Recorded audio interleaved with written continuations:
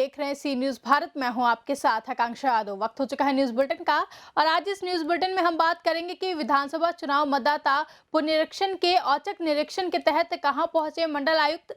किस मंदिर में इस साल नहीं लगेगा कार्तिक पूर्णिमा का मेला। वहीं इंदौर में भीषण सड़क हादसे में किसकी गई जान। और अंत में जानेंगे कि क्रेन की चपेट में आने से कैसे हुई युवक की मौत।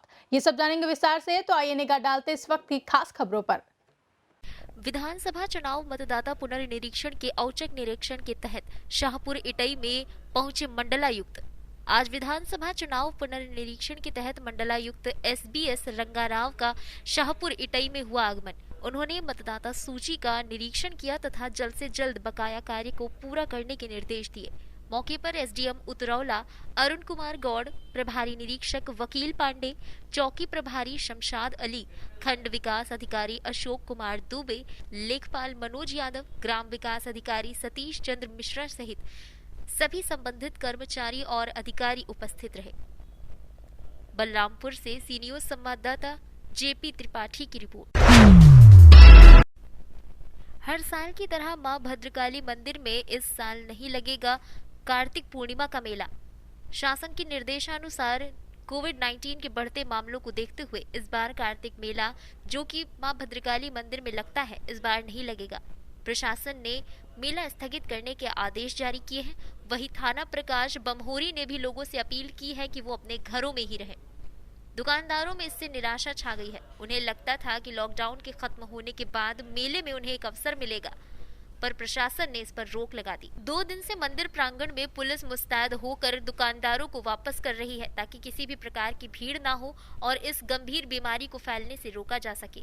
वहीं बीते कुछ दिनों मध्य प्रदेश में उपचुनाव थे और रैली की गई जब कोरोना नहीं फैला, और उसके बाद छतरपुर जिले के बड़ा मलहरा विधानसभा से जीते विधायक प्रद्युम्न सिंह लोधी ने जीत के बाद कार्यकर्ताओं से मुलाकात की और दिनांक 26 नवंबर को जनसंवाद रैली की थी। तब कोरोना नहीं फैला, किसी भी प्रकार से कोविड की गाइडलाइंस का पालन नहीं किया गया। इस तरह से सिर्फ लगता है कि जनता को परेशान करने के लिए ही कोविड है, न कि विधायक या मंत्री के लिए।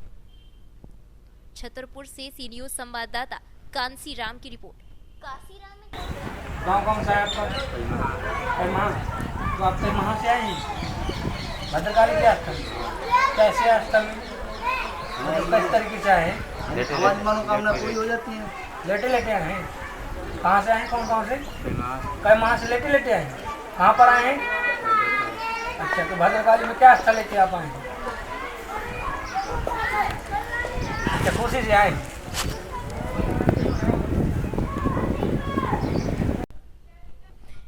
छतरपुर से सी न्यूज संवाददाता काशी राम की रिपोर्ट।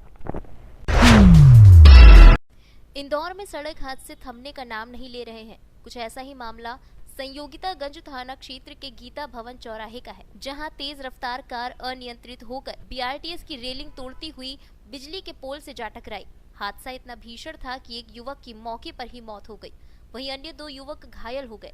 बताया जा रहा है कि मृतक ईश्वर उर्फ बिट्टू ऊषा नगर में रहने वाले गोकुल राठौर और अश्विन के साथ पार्टी कर घर जा रहे थे। इसी दौरान शराब के नशे में मृतक ईश्वर उर्फ बिट्टू BRTS में तेज रफ्तार से कार चलाते हुए संतुलन खोने के बाद रेलिंग तोड़ते हुए बिजली के पोल से टकरा गए। घटना में ईश्वर की मौके पर ही मौत हो गई, वहीं अश्विन और गोकुल घायल हो गए। फिलहाल पुलिस ने शव को पोस्टमार्टम के लिए MY अस्पताल भिजवा दिया है। इंदौर से सी न्यूज संवाददाता सुरेश बैरागी की रिपोर्ट। इंदौर के परदेसीपुरा थाना क्षेत्र नंदा नगर की गली नंबर 10 में क्रेन के नीचे आया एक युवक। मौके पर ही बसंत कर्मा नाम के युवक की मौत हो गई। मृतक कांटा फोड़ का रहने वाला था। नंदा नगर में बिजली के खंभे लगाने के दौरान यह हादसा हुआ। क्रेन के ठेकेदार को परदेसीपुरा पुलिस ने हिरासत में ले लिया है। इंदौर से सी न्यूज संवाददाता सुरेश बैरागी की रिपोर्ट। प्रदेश के स्वास्थ्य मंत्री TS सिंहदेव ने स्वास्थ्य मंत्री का प्रभार संभालते हुए प्रदेश के सभी अस्पतालों के निरीक्षण और कमियों को दूर करने का प्रयास किया है। इसी कड़ी में सरगुजा संभाग के सबसे बड़े अस्पताल और मेडिकल कॉलेज का दर्जा प्राप्त अस्पताल में चल रहे लगातार निर्माण कार्य का निरीक्षण कर जल्द कामों को पूरा करने के आदेश दिए हैं।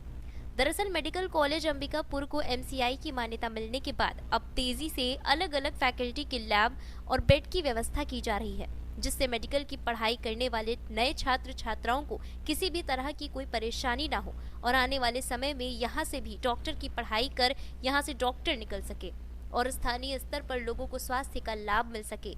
मंत्री ने कहा कि शासन के दिए बजट के अलावा मेरे विधायक निधि के रुपयों को भी खर्च किया जा रहा है, जिससे कि सही समय में इस अस्पताल का निर्माण किया जा सकेगा और लोगों को सुविधा मिल सकेगी।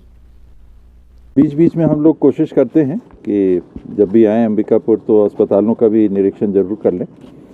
यहाँ मेडिकल कॉलेज परिसर में भी गए थे और जिला अस्पताल जहाँ वर्तमान मेडिकल कॉलेज चल रहा है MCH, इसको भी देखने के लिए आए हैं। लगातार व्यवस्थाओं में कहीं ना कहीं कुछ सुधार तो कहीं ना कहीं कमियां रह जाती हैं, उनको पूरा करते रहना यही प्रयास है। अभी तो 60 लाख के आसपास मैंने रिलीज़ किए थे विधायक मद से, उसके अतिरिक्त आगे पीछे और राशि लग सकती है। यहाँ डायलिसिस के लिए अलग सेंटर बन रहा है, हम लोग खड़े हैं यहाँ, ये बगल में आप देखेंगे तो यहाँ एक PPP मॉडल पे कंपनी का लाई थी, उन्हें देखा भी है, इसको चिन्हांकित किया है। कीमोथेरेपी के लिए भी जो सेंटर है उसको भी इधर बनाने की बात हो रही है। करीब 90 बिस्तर अलग से व्यवस्था यहाँ हो सके उनकी तैयारी चल रही है।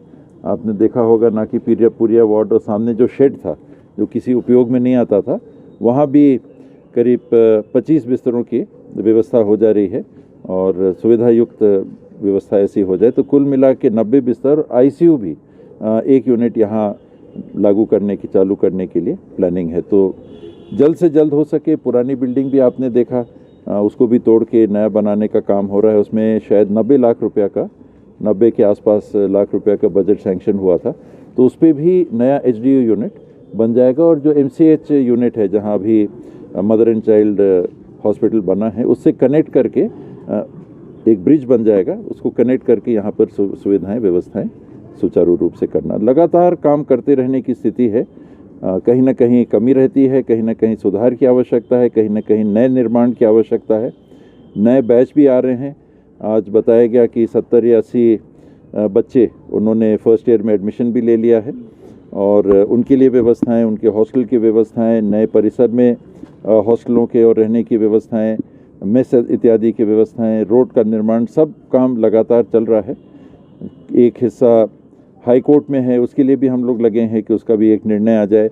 आज सरगुजा के नागरिक जिनको ये मेडिकल हॉस्पिटल की सुविधा 2 साल पहले मिल जानी चाहिए थी, आज प्रक्रियाओं में वो फंसा हुआ है। सरगुजा से सी न्यूज संवाददाता आलमीन अहमद की रिपोर्ट।